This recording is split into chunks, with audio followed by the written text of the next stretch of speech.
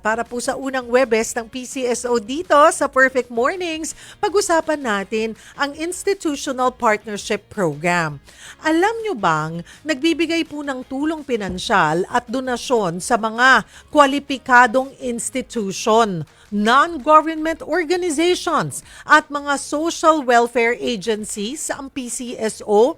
Sa halip po na direktang ibigay sa mga individual na pasyente, ang pondo ay ibinabahagi sa mga partner na samahan upang suportahan ang kanilang mga operasyon at mga proyektong pangkabuhayan o pangkalusugan para sa mga mahihirap. At para po masipaliwanag pa ito, kasama po natin ngayong umaga, ngayong buena mano ng PCSO dito sa ating programa Perfect Mornings. Kasama po natin si Miss Leslie Deyabanico. Siya po ang social worker ng Institutional Charity Assistance Division ng PCSO. Perfect Mornings, Miss Leslie! Magandang umaga, ma'am. Ayan, salamat po for joining us. Ayan, sige nga po kasi 'di ba? Aminado tayo na pag sinabi nating PCSO, of course, nandyan, iisipin kaagad ng mga kababayan natin ng loto, pagtaya sa loto. Nandyan din yung medical assistance, Yung 'di ba? individual, ma'am. Oo, yung sa individual, makakatulong sa bayad sa hospital bills or for chemo at iba pa. Pero meron pala tayong IPP sa PCSO. Sige nga po, ipaalam po natin sa mga kababayan, ano ba itong IPP? Ayun po. Ang Institutional Partnership Program po ng PCSO ay mandato po siya ng PCSO regarding po sa pagpo-provide pa rin namin ng financial assistance sa mga social welfare agencies. So dito po napapaloob na tanging mga accredited social welfare and development agency lamang po ng DSWD at private health-related foundations and agencies naman po ng DOH at mga non-government agencies ang maaari naming tulungan. Ito po ay nagbibigay ng pondo sa mga qualified na mga institution para suportahan ang nutritional, medical, and health-related services na para sa kanilang target clientele. So sabi niyo po ay nakafocus on nutrition, Apo, health, health, apo, and medical, medical. apo.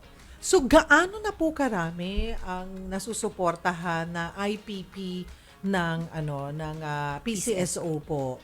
For the past since 2024, ma'am, ang ating IPP na na-serve po natin is 24. And then for the year 2025, we have 32.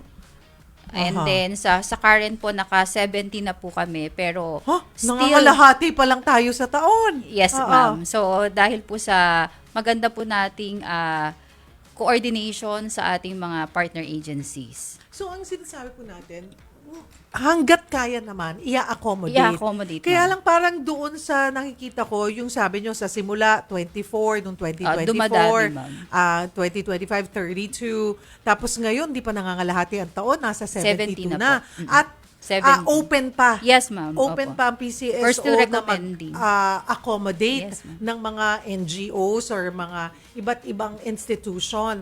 Pero I'm sure hindi rin madali. Very critical kayo doon sa mga mag-a-apply. Siyempre, kailangan yan accredited Yes, ng ma'am. Accredited po DSWD po, ano? Opo.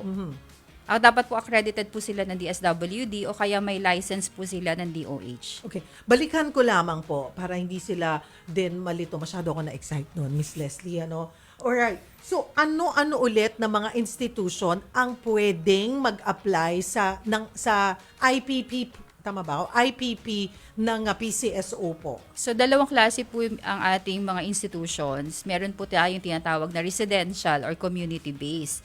Doon po sa residential, ito po ay merong konkretong nakatira po yung mga clientele sa isang center nila. Samantalang po NGOs, ito po naman ay nagkikater sa mas maraming nating mga kababayan na nandun po sila sa mga komunidad, kasama nila sa mga community-based organization po ang ating isa sa mga tinutulungan. So, mas malaki po yung scope nila ng clientele. So, hindi naman pala yan. Meron din ba yan? Ano pa yung mga criteria or qualification? Kailangan ba naka-10 taon na sila, 5 taon na? Opo. Ano pa yung mga kailangan pong ikonsidera? So, para naman po sa ating mga requirements Ayun. sa hingi ng tulong sa Institutional Partnership Program, kailangan lamang po nilang ng isang ahensya na magsumite sa amin ng aming application form, certified true copy ng DOH or DSWD accreditation certificate, annual accomplishment report, and then yung project proposal. Doon po sa project proposal, doon po namin makikita kung para saan po nila ibibigay yung pondo ng PCSO para sa ano ba ang itutugon namin na pangangailangan na financial na support po sa isang ahensya na yon. So dapat din po namin makita doon sa proposal kung magkano ho ba para meron po kaming benchmark din ng pagbibigay ng tulong. And then notarized secretary certificate po nung ahensya or sangguniang resolution kung ito po ay nasa government agency, and then BIR form po na 2303. Paano nyo po sinusuri yung pipiliin? Sa pagsusuri po, doon po pumapasok ang mga assessment ng isang social worker. Meron din po kaming... Katulad nyo, isa ka sa mga nagsusuri. Opo. Oo. Na kadalasan, ano yung mga dumadaan sa inyo? Paano mo sinusuri, Miss Leslie? So, kailangan po namin makita na naaayon po sa implementing rules and regulations ng IPP ang kanilang project or services na nire-render ng isang ahensya na humihingi po ng assistance Yun sa PCSO. ba yung pinaka-critical part? Kasi given na yan mga kapatid, kasama sa pagsusuri, yung kaninang mga nabanggit natin na requirements. Apo. Kailangan pumasa na kayo doon. Pero hindi porket kompleto yon, sigurado na rin kayo maaprubahan. So depende pa rin doon sa kanilang proposal, project proposal. Yes, ma'am. Opo. And then, dapat po dun sa proposal, naka-indicate pa rin, ma'am, yung target clientele nila. Kasi nagbabase po kami ng binibigay nating fund doon po sa number of beneficiaries ng isang institution or organization or Anong agency. klaseng tulong po ang binibigay natin? Is it, okay, may worth amount yan, pero cash ba yan or in kind? Salamat, ma'am, sa tanong. So, yung aming pong assistance, ay check po siya, one-time okay. release. Apo. Alright. So, dapat po ang aming kapartner na ahensya, once na po na naaprubahan, ay makikipag-open po ng bank account sa mga government agency lamang. So, yun po ay Land Bank or DPP na ang pondo po na yun ay para lamang sa PCSO transactions. So, one-time release lang, ma'am. So one time lang, once approved, makukuha na nila yung buong amount Yes, ma'am. na kakailanganin nila depende doon sa project proposal na inilaan nila. Yes, ma'am. Parang doon sa project proposal, okay, nandoon yung mga gusto nyong tulungan, paano i-implement yung proyekto, sino-sino yung matutulungan, at magkano ang aabutin. At Yes, syempre, i-justify bakit ganitong amount Apo. ang kailangan. Na kabibigay po ba yung buong amount or in tranches? Hindi, ma'am. One time One lang, time. ma'am. Okay, kung one time po yan, more or less, ano yung pinaka-minimum na naibigay nyo at pinakamalaking naibigay? Pero hindi sa lahat pare-pareho yan. Depende pa rin sa tingin nyo na, kunwari, ano yung pinakamalaki so far? 1.5 po. Okay. Kunwari ang nakalagay doon sa proposal ay nasa 2M. So, hanggang 1.5 lang po ba talaga tayo Yes, sa ma'am. PCSO? 1.5. Okay. Oo. So, 1.5 na po yung ating pinakamalaki. Ang benchmarking po natin is 500,000 to 1.5 million. So, di po ba, ma'am, doon sa kanilang proposal, nakastate po doon yung kanilang pangangailangan kung magkano yung tinatalaga nila na amount for the nutrition, para sa medical, dental, medical and dental procedures. Sa bago po kasing IRR, ma'am, kinikater na rin po natin yung mga psychological kasi dumadami na rin po yung nakita naming cases na nangangailangan ng psychological assessment and then rehabilitative therapy po gaya ng speech, occupational and behavioral. So lahat po yun, pwede naman nila yung i-cite doon sa kanilang proposal na ito yung gusto namin bigyan ng allotted na pondo. So pag nagbigay po kami ng one-time release na fund, halimbawa ma'am 1M, na binibigyan din po namin ng kalayaan yung ating mga partner agency na sila na po yung mag-allocate. Kung ilan ang mapupunta doon sa nutrition, sa pagkain, sa psychological, sa dental and medical needs ng kanilang mga kliyente. Tapos yun pong project proposal na yun at yung benchmark nyo na 500,000 to 1.5, that's good for 1 year na? 1 year engagement po tayo. 1 year engagement. So, pero doon, kunwari sa project proposal ay abutin kami ng 1M pero hanggang 6 months lang po namin. Yung project proposal is good for 6 months. Is that something na naaaprubahan din naman or kailangan laging talagang sa 1 year ramdam yung nakaspread out yung programa, yung project na gustong ipatupad ng isang institution? Hindi naman ma'am, kasi may pagkakataon po talaga na sa laki po ng number of clientele nila, halimbawa po ang hospisyo, presently po 136 clients sila, beneficiaries. So kung magbibigay lang tayo ng certain amount, kahit po 1.5, hindi po talaga siya sasapat ng isang taon. So, kahit ilang buwan lamang po yun, okay lang, pwede na po silang mag-liquidate sa PCSO para po makapag-renew sila agad ng assistance sa aming tanggapan. So, yearly pa rin ang renewal? Yes, ma'am. Kahit natapos na, kunwari 3 months lang, pinatupad this year, no? Natapos na ng July. Yung susunod nila na pwede mag-apply, 2027 na. Hindi naman, ma'am. Basta makapag-renew lang agad sila. Makakuha lamang po sila ng certificate ng full liquidation, pwede naman na po sila mag-renew agad. Hindi kailangan maghintay ng isang taon. Hindi naman, ma'am. Kasi kung minsan lang din naman, ma'am, medyo yung pagproseso ng documents, nag-i-entail din po ng several... Ilang months. Oo. Kasi ma'am, liquidation, ma'am, yon. So, we are requiring, ma'am, na supporting document is the official sales invoices and then the other attachments po.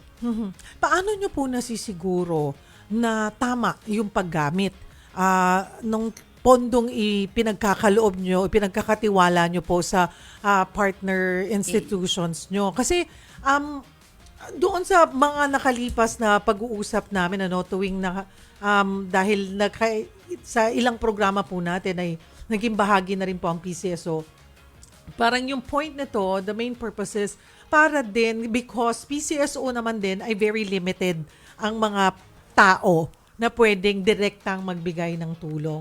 So nakipag-partner sila sa iba't ibang institution para mas mapabilis yung tulong na naibibigay ng PCSO sa bawat individual through etong partners po ninyo na mga institution.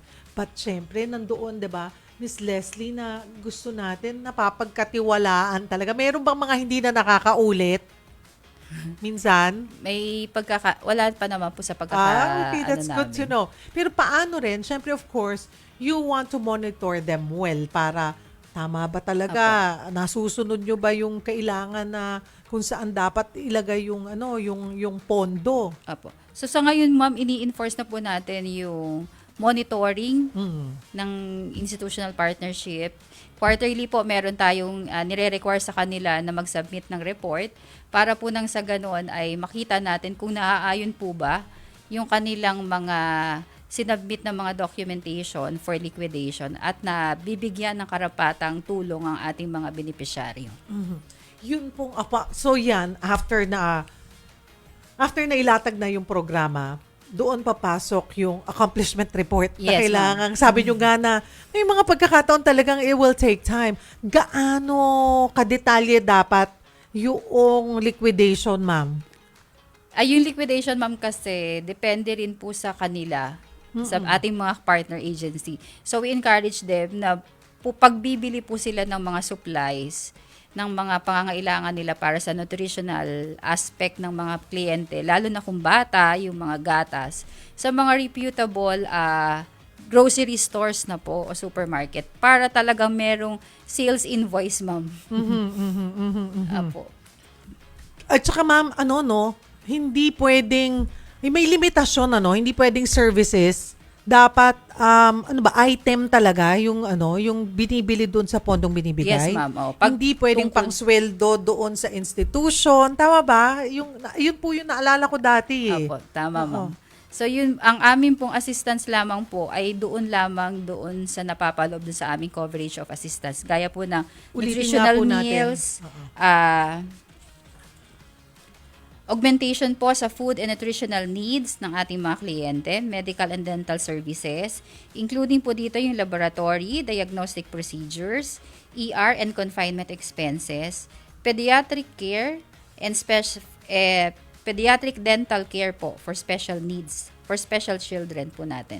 Medical and medical supplies and devices, therapeutic and rehabilitative services, gaya po ng una pong nabanggit, yung mga speech, occupational, physical, behavioral, psychological, psychiatric therapies, ma'am, and specialized disability intervention. So pag ganyan po, Miss Leslie, that's services. So dapat professional, tapos meron silang, kagaya kami po mga professional, mga talents kami, but we have our own receipt, sales Yes, invoice. So yun, kailangan talaga. Ma'am. Hahanapin at hahanapin. At saka kaakibat po doon, since mga specialized po yan, meron silang mga assessment, ma'am. Assessment report na binibigay. Doon sa kanilang diniagnose na isang bata or client nung institution na yon. So, meron pong kaakibat yun ng mga documentary requirements din. And then, ma'am, other than that, ito po yung pinakabago namin sa base po sa aming IRR for the year 2026. Yung mga assistive devices, ma'am, and mobility aids, gaya po ng corrective eyeglasses, lalo na po sa mga institution po natin na nagkikater ng mga bata, ng youth and children. Tapos, shoes, orthopedic prosthesis, orthopedic shoes, ma'am, kasi kuminsan na ang ating mga clientele, ma'am, ay mga nasa yung mga special children. So, nangangailangan po sila ng orthopedic shoes, wheelchairs, walker, crutches, canes, and patient lifters dun po sa ating mga senior citizen naman. For senior and persons with disabilities. Malawak na po. Mas lumawak. Mas Dati lumawak. kasi very, medyo limited pa. Apo. Yung pwedeng pasok doon sa project proposal na gagawin. Apo. Minsan kahit noon gusto mong bigyan sila ng yung services na counseling, 'di ba? Hindi pwede pa. Hindi pasok, hindi pwedeng isama mo 'yun dun sa project proposal kasi hindi rin mare-reimburse or hindi mo isasama sa liquidation po 'yun. Apo. So, ayan mga kapatid, yung mga ganitong detalye ay mahahanap nyo rin naman po kung kayo'y isang institution. Mamaya ulitin natin. Sino yung mga institution na pwede na mag-avail po o makipag-partner sa PCSO? Mula 500,000 hanggang 1.5 pala, maaari po kayong makahingi ng assistance para masuportahan po ang inyong institution.